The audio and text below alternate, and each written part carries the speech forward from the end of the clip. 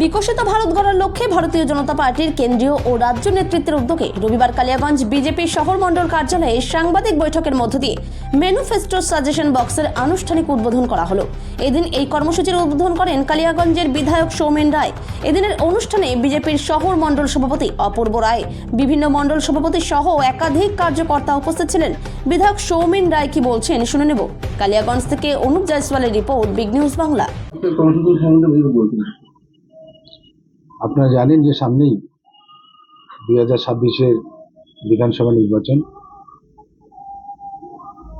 আমাদের যশস্বী প্রধানমন্ত্রী মোদিজি এবং আমাদের সর্বভারত সভাপতি নীতিন নবীনজির নির্দেশ এবং রাজ্য বিজেপির নির্দেশে সারা পশ্চিমবঙ্গের ন্যায় কালিয়াগঞ্জ বিধানসভায়ও আমরা একটা বক্সের মাধ্যমে বিকশিত পশ্চিমবঙ্গ বিজেপির গ্যারান্টি, যে কথা মোদিজি বলেছেন, আমরা নির্বাচনে ইস্তাহার প্রকাশ করব।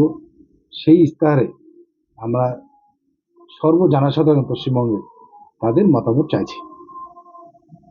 আজকে আমরা তারই আমাদের বিধানসভায়, কালিয়াগঞ্জ বিধানসভায় একটা বক্সের উদ্বোধন করলাম। আগামী দিন আমরা আরও 4টা করে 5টা মণ্ডলে 5টা বক্স পাঠিয়ে সাধারণ মানুষের দুয়ারে দুয়ারে যাব, তাদের মতামত জানতে, তারা ভারতীয় জনতা পার্টির কাছে কি চাইছে এবং কি মতামত দিতে চাইছে। যে আগামী দিন আপনারা জানেন যে পশ্চিমবঙ্গে যে সরকার চলছে, এই সরকারকে বাংলার মানুষ প্রত্যাখ্যান করবে।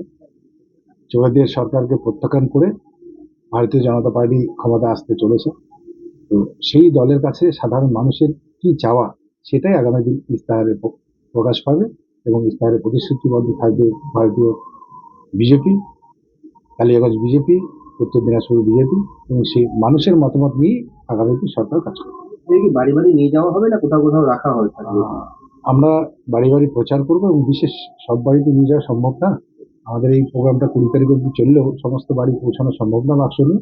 তবে আমরা চেষ্টা করে প্রত্যেকটা বুথ ছুঁয়ে দেওয়ার, যাতে সাধারণ মানুষের মধ্যে আমাদের বুথে যারা রয়েছে, বুথ সভাপতি থেকে বুথ কমিটি, তারা প্রচার করবেন এবং তাদের মতামত বাক্সে আকারে বন্দী হয়ে আমরা রাজ্যে পাঠাবো। দাদা,